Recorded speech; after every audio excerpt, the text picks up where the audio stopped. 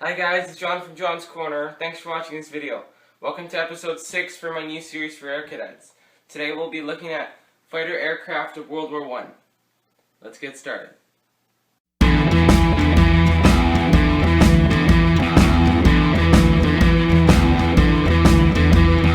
Okay, so World War I was the first war where aircraft were actually used in battle against each other.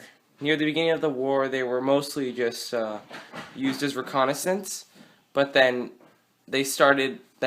pilots started shooting at other pilots in their planes, and then they began mounting machine guns inside of their planes, and it just dogfights sprang out of that.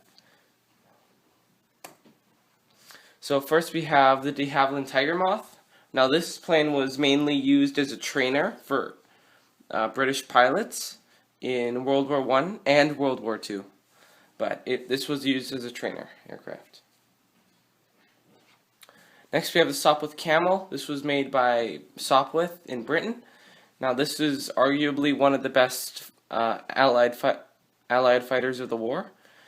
So it was very maneuverable and very quick for the time, but if it wasn't being flown by an experienced pilot, it was actually a quite dangerous plane to fly. Next we have the Sopwith Pup. Now the Sopwith Pup was made in Britain, and it was used as a reconnaissance and light fighter aircraft.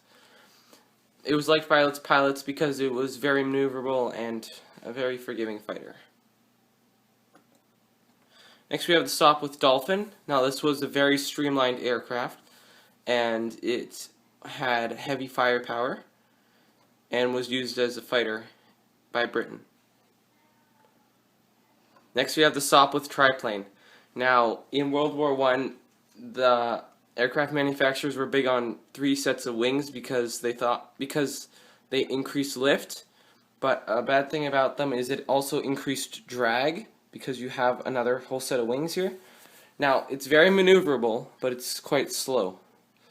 But it was really liked by its pilots because it was very maneuverable.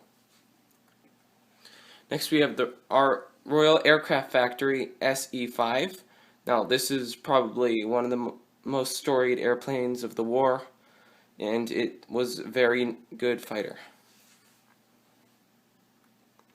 Next we have one of the most famous planes of World War I, the Fokker DR-1. Now, this plane was used by the Red Baron and was very maneuverable, like the Sopwith triplane, but it also suffered from lots of drag because of this extra wing. Next we have the Albatros DV. This is probably comparable to the Sopwith Dolphin, and was one of the best German fighters of the war. We have the Fokker D7. This was an early German fighter, and it was comparable to probably the Sopwith Pup, and was a very good fighter. Next we have the Spad S-13. Now this plane was used by the French and is comparable to the Sopwith Camel, and it was a very good fighter and very maneuverable.